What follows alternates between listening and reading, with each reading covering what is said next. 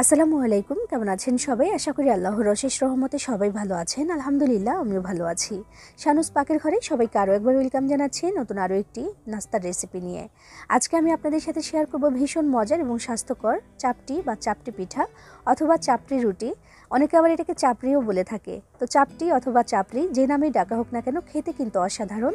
আর আজকে আমি যেভাবে এটা বানিয়ে দেখাবো, এইভাবে এটা বানালে কিন্তু একদম পারফেক্ট হবে আর একদম সহজেই কিন্তু ঝটপট করে বানিয়ে নেওয়া যাবে।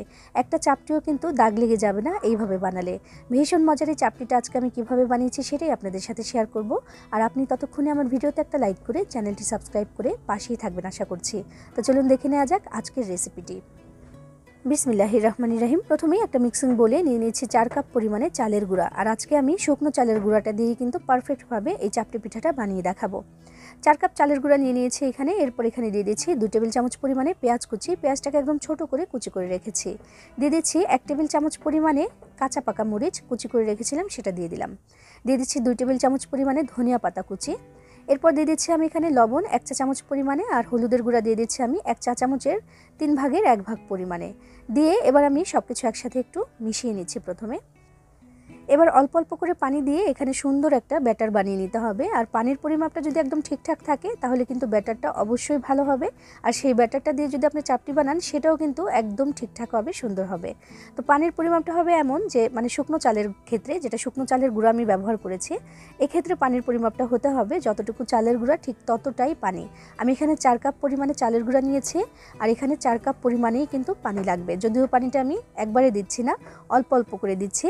তো 4 কাপ চালের গুঁড়ার সাথে 4 কাপ পরিমাণে পানি। আপনি যদি বাড়িয়ে কমিয়ে নেন সেক্ষেত্রে কিন্তু পানির পরিমাপটাও একইভাবে বাড়বে এবং কমবে। তো আমি এখানে বারবার করে পানি দিয়ে সুন্দর একটা ব্যাটার কিন্তু বানিয়ে নিচ্ছি। আর পানিটা আমি পুরোপুরি এখন দিয়ে দিচ্ছি না। আমি 4 কাপ পরিমাণে পানি থেকে মাত্র 3 টেবিল চামচের মতো পানি কিন্তু রেখে দিয়েছি। ওটা আমি এখন দিব না, একটু পরে দিব, কারণ ব্যাটারটা বানানোর পরে এটাকে একটু রেস্টে রেখে দিতে হবে আধা ঘন্টার জন্য। আর যেহেতু এখানে শুকনো চালের গুঁড়া ব্যবহার করেছি, আধা ঘন্টার মধ্যে কিন্তু এই শুকনো চালের গুঁড়াটা ভালো মতো ভিজে যাবে এবং একটু ঘন হয়ে যাবে, তখন এই পানিটুকু আমার লাগবে।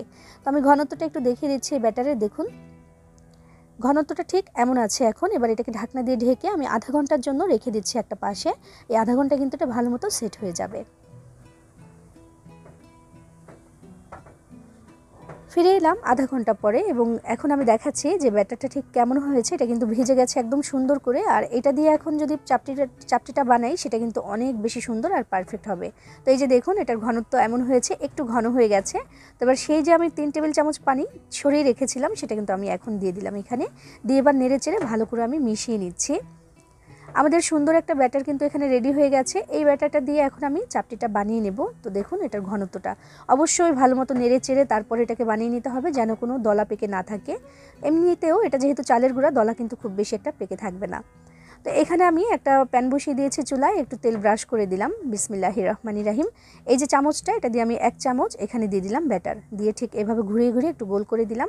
আর পাতলাও হবে, খুব বেশি না, আবার একেবারে মোটাও হবে না, এমন করে একটা চাপটি আমি এখানে দিয়ে দিলাম। দিয়ে এবার ঢাকনাটা দিয়ে আমি একেবারে লো আঁচে এটাকে রেখে দিব 3 মিনিটের মতো। 3 মিনিট পরে আমি ঢাকনাটাকে তুলে নিলাম। এবার দেখুন যে আমাদের চাপটিটা কিন্তু মাশাআল্লাহ হয়ে গেছে। তো একেবারে সুন্দর করে কিন্তু এটা উঠে আসবে। দেখুন চারপাশ থেকে এভাবে করে এটাকে আমি তুলে নিচ্ছি, লেগেও থাকবে না আর পুড়েও যাবে না। চুলার আঁচটাকে অবশ্যই কমিয়ে দিয়ে তারপরে কিন্তু এই কাজটি করতে হবে, খুব বেশি বাড়িয়ে দেওয়া যাবে না। তো এটাকে উল্টে দেওয়ার কোনো প্রয়োজন নেই। তবুও আপনাদেরকে এই যে অপর পাশটা কেমন হয়েছে সেটা দেখানোর জন্য আমি একটু উল্টে তারপর দেখালাম যে দেখুন একটুও কিন্তু দাগ লেগে যায়নি আর সুন্দরভাবে কিন্তু হয়ে গেছে। আরও একটা চাপটি আমি এখন ভেজে তারপর দেখাবো। তার আগে কিন্তু অবশ্যই এখানে একটু তেল ব্রাশ করে নিতে হবে। প্রতিবার এই যে চাপটির যে গোলাটা দিব তার আগে কিন্তু একটু তেল ব্রাশ করে দিতে হবে। আর অবশ্যই ব্যাটারটা একটু নেড়ে চেড়ে নিতে হবে, এতে করে কিন্তু সুন্দর হবে চাপটিটা।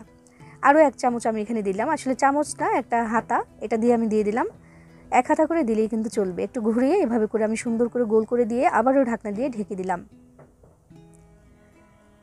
3 মিনিট পরে ঢাকনাটাকে তুলে নিয়েছি। এবার দেখুন যে কত সুন্দরভাবে এই চাপটিটা উঠে আসছে। আর ঠিক এইভাবেই একদম সুন্দর করে সবগুলো চাপটি আমি এখন ভেজে নেব। দেখুন উল্টা পাশেও কিন্তু একটুও লেগে যায়নি আর সুন্দর করে ভাজাও হয়ে গেছে। সবগুলো চাপটি আমি ভেজে নিয়েছি। মাশাআল্লাহ দেখুন দেখতে কতটা সুন্দর আর পারফেক্ট হয়েছে।